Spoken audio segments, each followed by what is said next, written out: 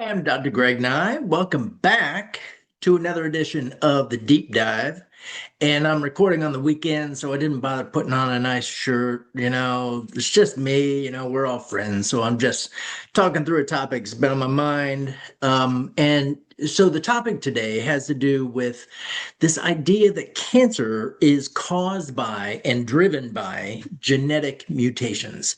And this is kind of just common knowledge. We've all heard it so much that, genes mutate and that leads to cells dividing and then, cancer.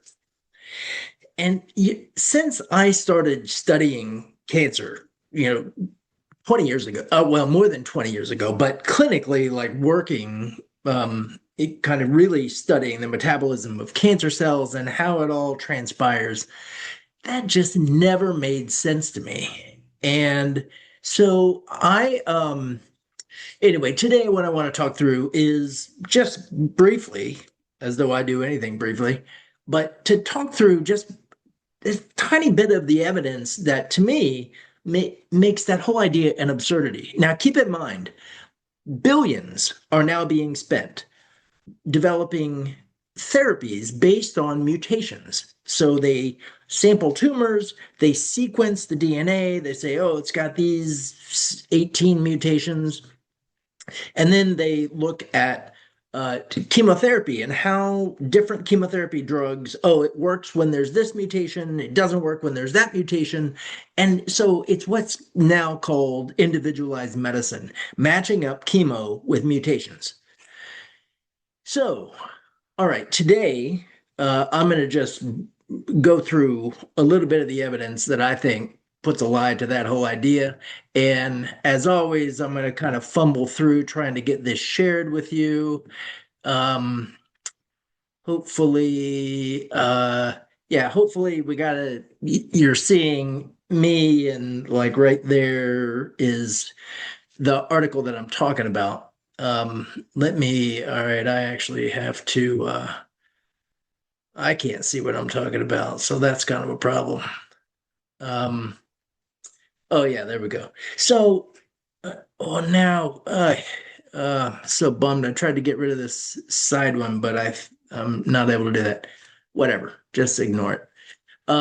So, all right, the first study that I want to talk about is this one published back in 1987. Now, get this. So you got two groups of cells. One group are cancer cells, and the other group are healthy cells.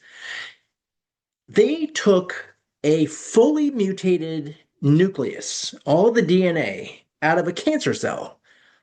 They essentially took a healthy cell and they took the nucleus out and they transplanted a tumor nucleus, a cancerous nucleus.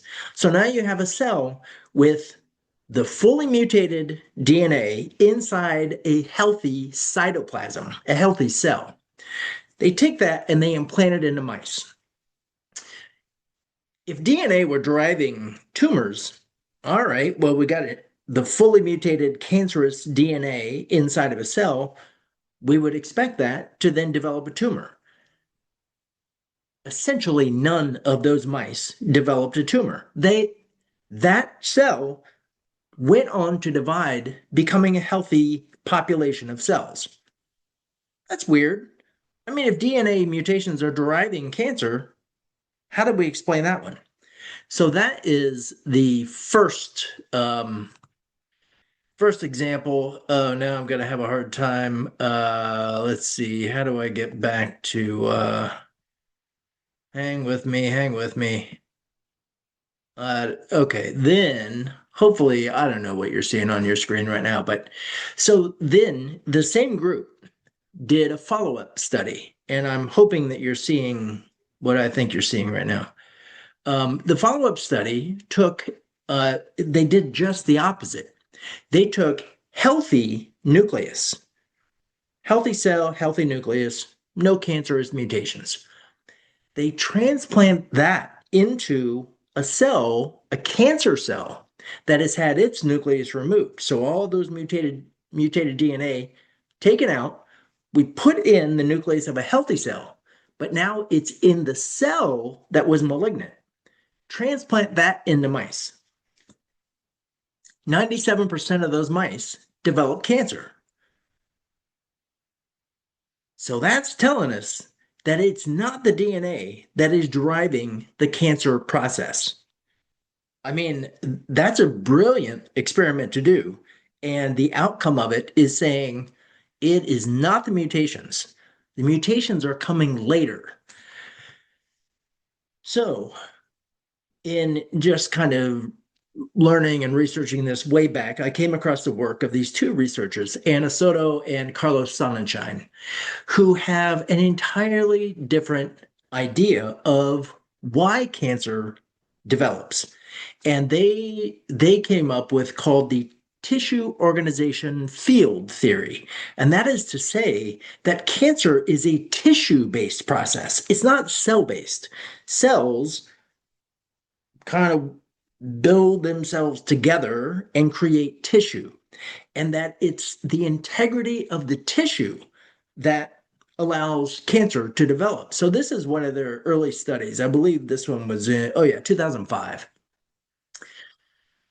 And essentially, this idea that all cells have these fingers that reach out, that plug into their surroundings. And it's by plugging into their surroundings that cells learn how to behave in the way that the cells of that tissue are supposed to behave. And it is through the breakdown of the plug-in that cells become cancerous. They did another study, this one here, I hope you're seeing it, tissue organization field theory of cancer, a testable replacement for the somatic mutation. That's the standard model theory. So they give ideas of exactly how this can easily be tested. And in many ways, I think the studies I started this out with are sort of fundamental to that. And in fact, it was reading their work that I became aware of this other work.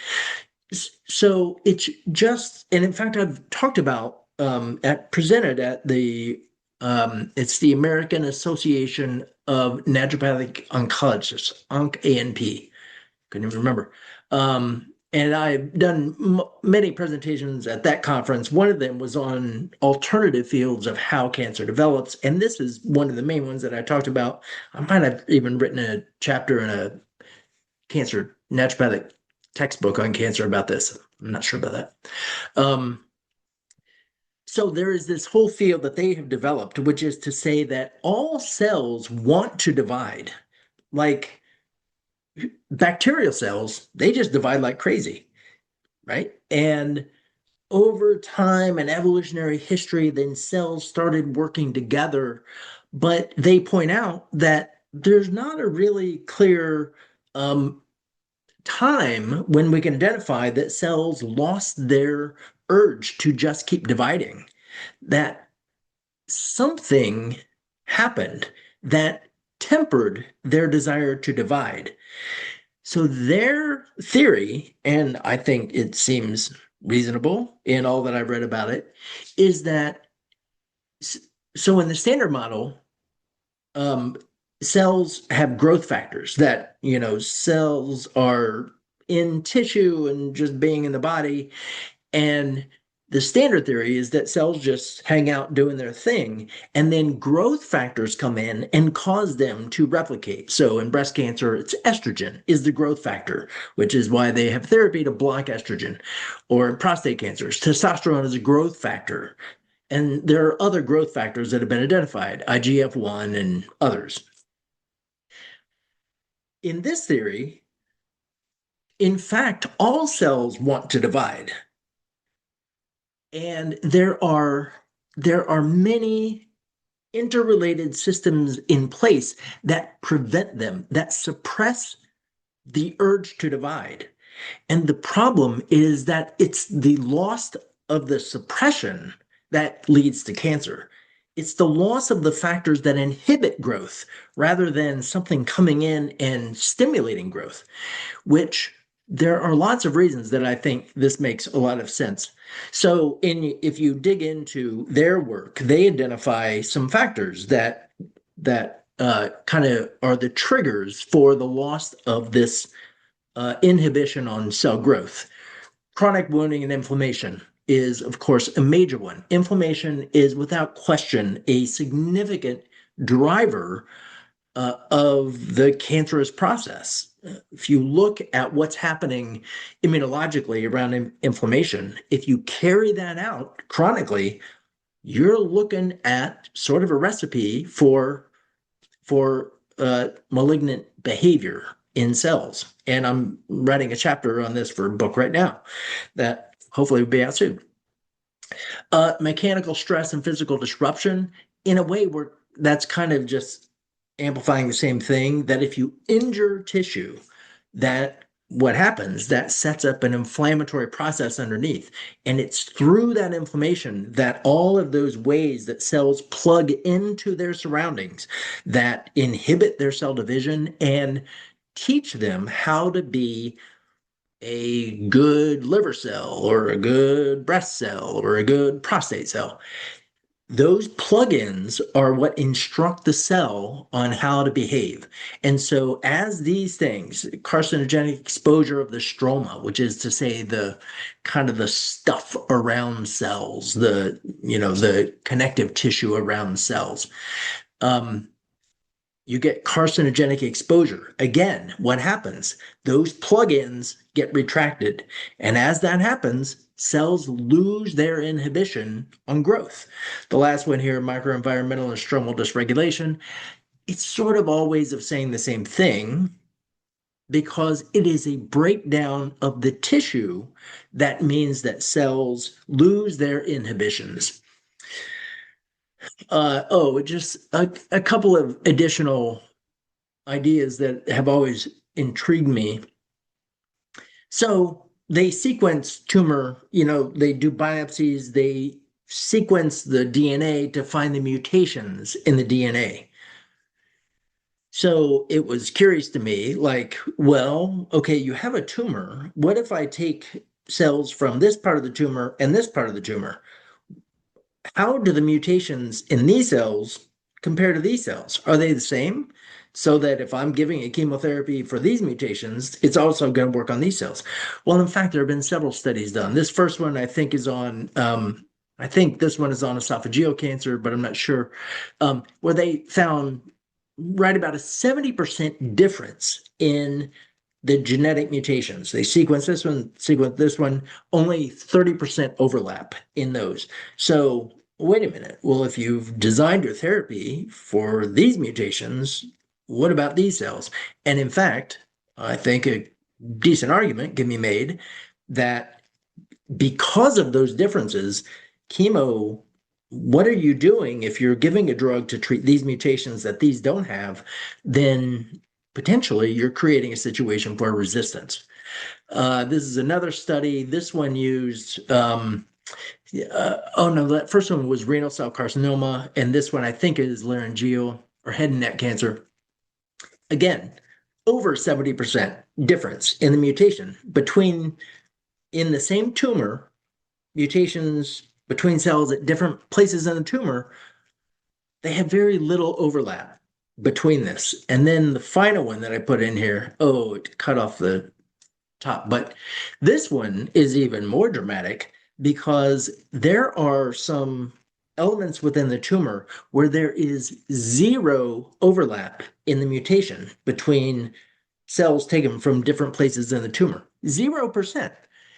Now, how do you develop a theory that is based on mutations when you have cells that don't have any of the mutations that maybe you sampled? So I think that that comes at the end of my slides. But so just to say that we develop therapies based on our understanding of what is driving the underlying process, at least theoretically. What I'm saying is that the standard model that genetic mutations are driving the cancer process is a tragically misguided theory or kind of a fundamental assumption that drives a great deal of the therapies that are getting generated. And in kind of broadening our scope and thinking at least about the tissue that cells are within and what might be compromising the integrity of the tissue. And then that leads to the questions of what kinds of therapies can help restore the integrity of the tissue. That leads to a more rational approach to ultimately not only getting under control, but reversing the cancerous process. So hopefully that at least gives you a little bit of background on some other ways of thinking about what's driving cancer. Please, like and subscribe and do what you do on YouTube to kind of get engaged with this content. If you have questions, if you have yeah, but what about any of those? Please put them in the comments. I will be visiting those on a regular basis and will try to get all those questions answered. But I hope this has given you a little bit of enlightenment about the underlying tumor process. And I will be back soon with yet another edition. Thanks for joining me.